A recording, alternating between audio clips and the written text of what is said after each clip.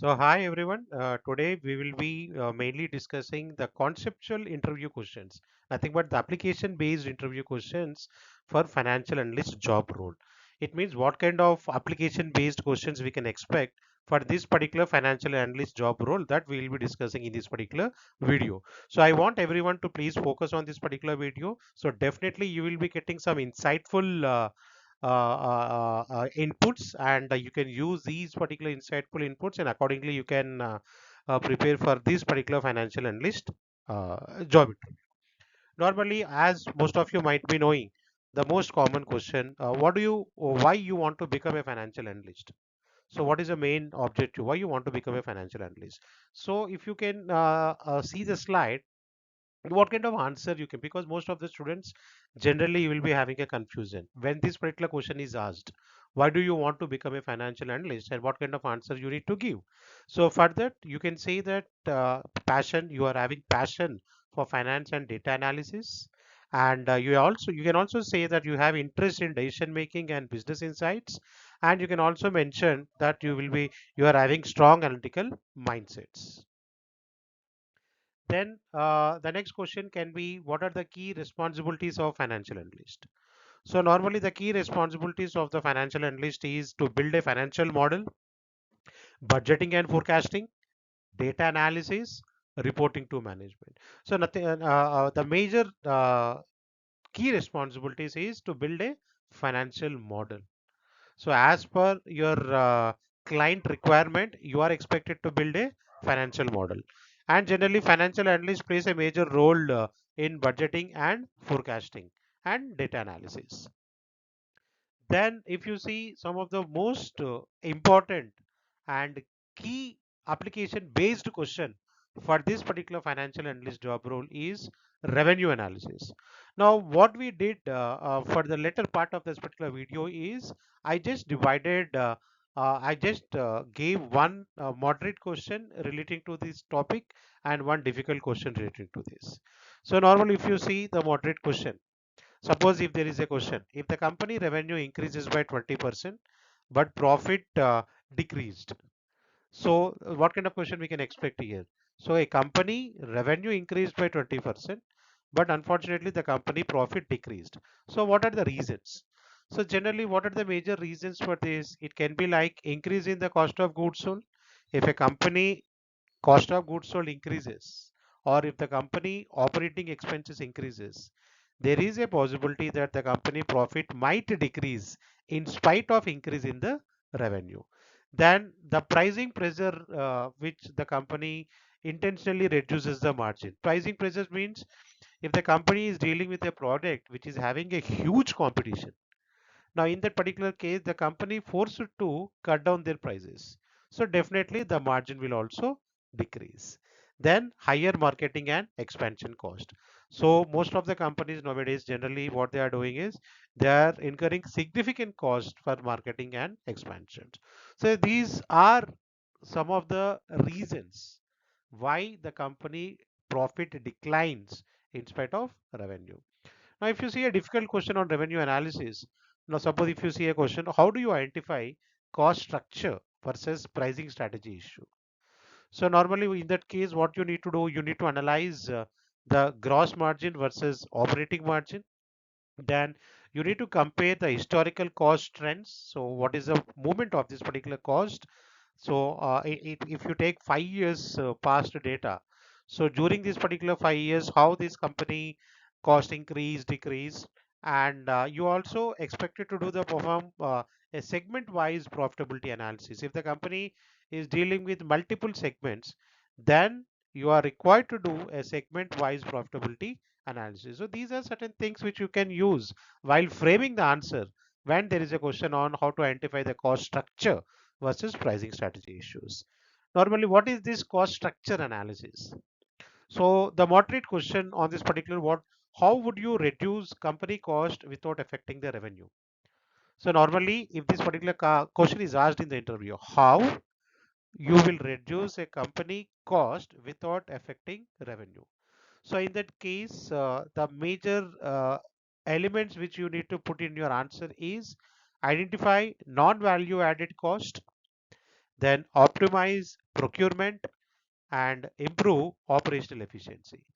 So, if you viewers, if you can include these three in your answer, then definitely you can give the expected answer of your interview.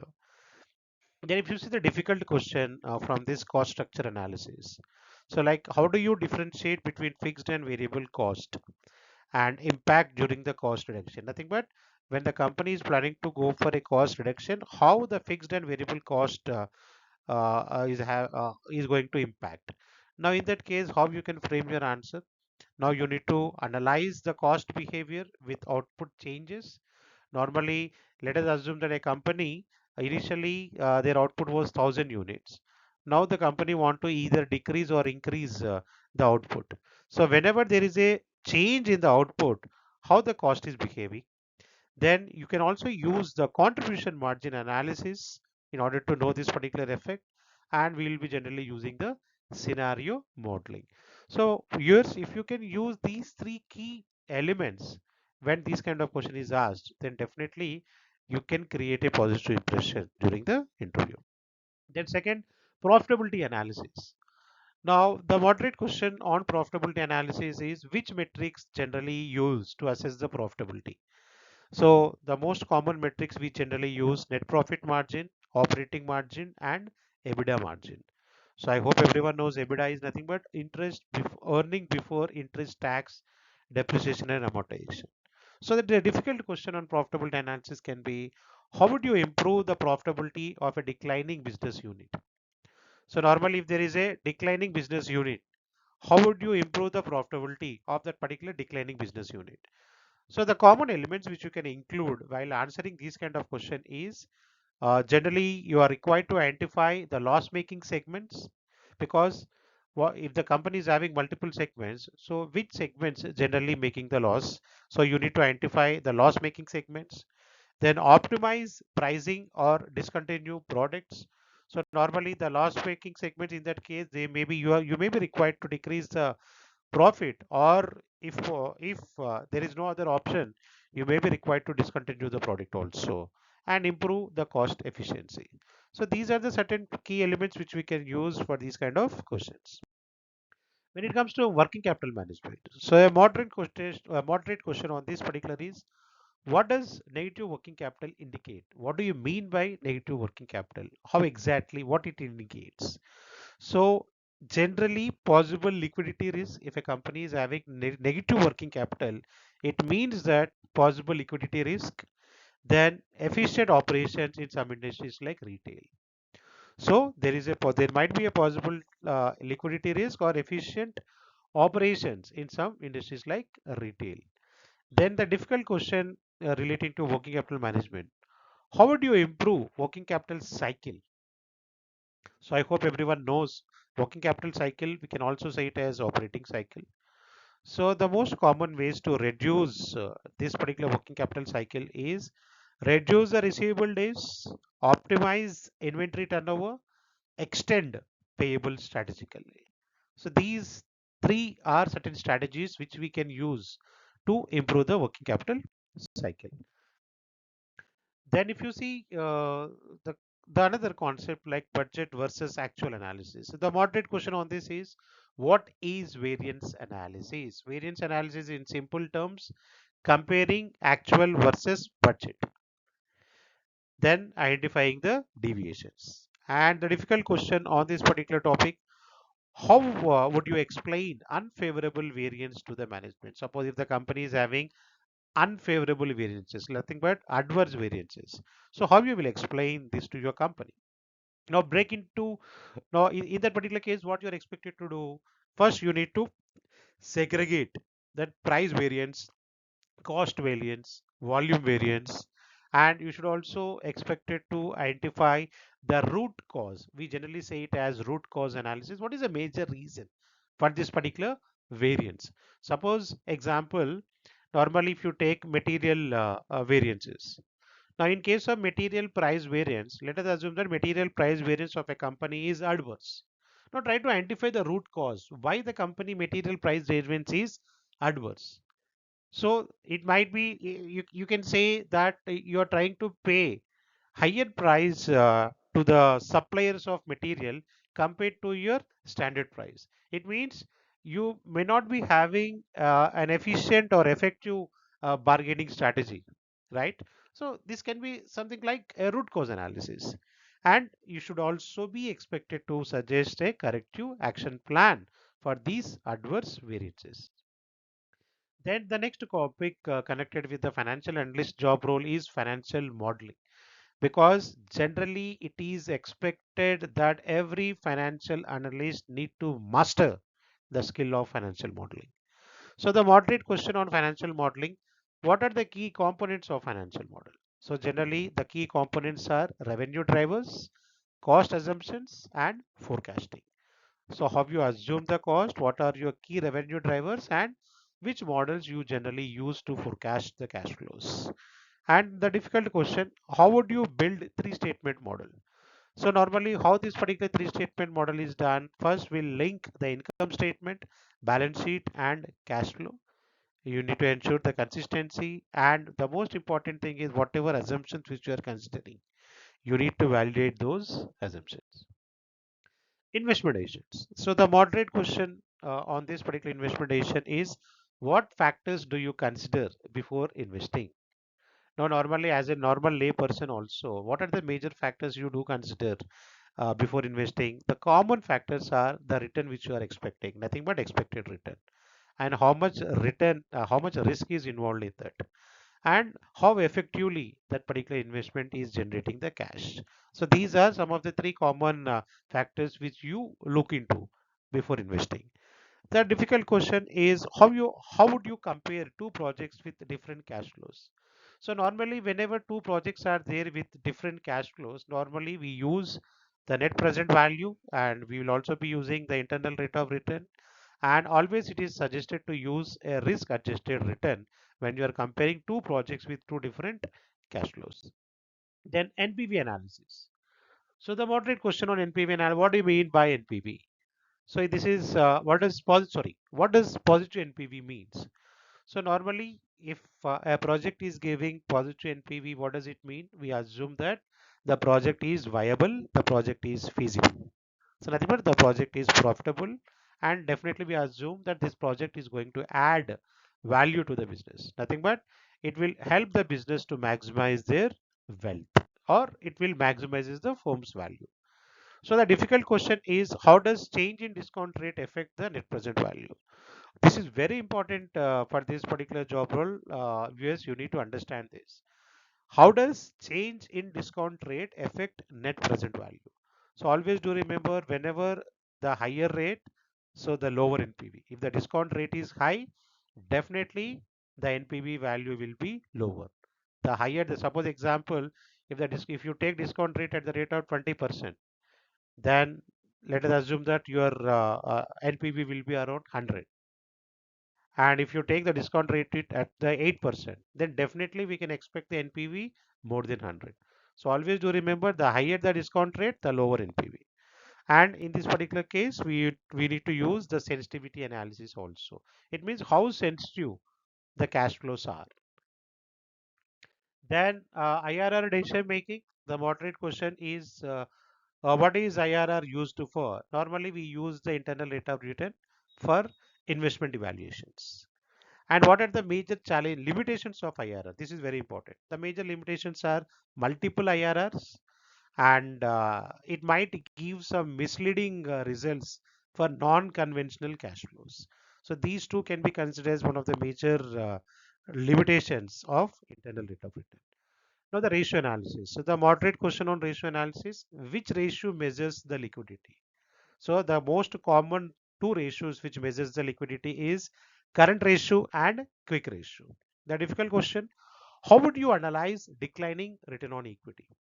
So normally we will be using DuPont analysis, and we will be analyzing by using by identifying certain drivers like margin, turnover, leverage. Then scenario analysis. Now, what exactly the scenario analysis means? So in simple terms, scenario analysis is nothing but evaluating different business situations.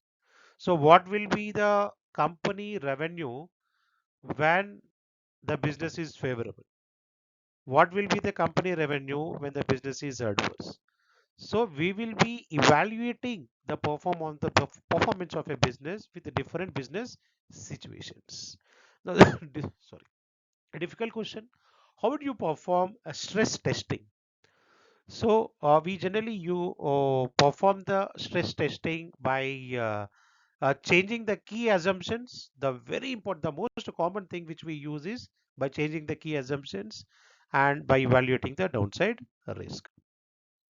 So forecasting. So the moderate question on forecasting is how do you forecast revenue? So normally the revenue is generally forecasted by historical trends and growth assumptions.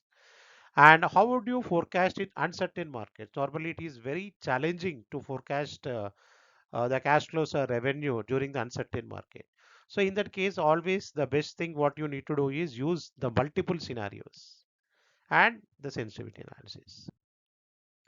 Then if you see the industry analysis part, why is industry analysis important? Always it is better to know your competitor. Always it is better to know your industry. Always it is better to understand the market trends. And how would you evaluate the industry attractiveness? So the most common thing which we use is Porter's 5 force model, growth potential and profitability. Risk analysis, what exactly financial risk means. So risk of loss due to financial decisions. Whatever the risk of loss the company is expecting due to financial decisions. Suppose example, a company going with project A instead of project B. So what happens if the project A gives less returns compared to the project B returns? This kind of loss is nothing but financial loss. And how would you quantify risk? Now, normally the risk can be quantified by using standard deviation and valuate risk. Then valuation. So the common moderate question on valuation is what is company valuation?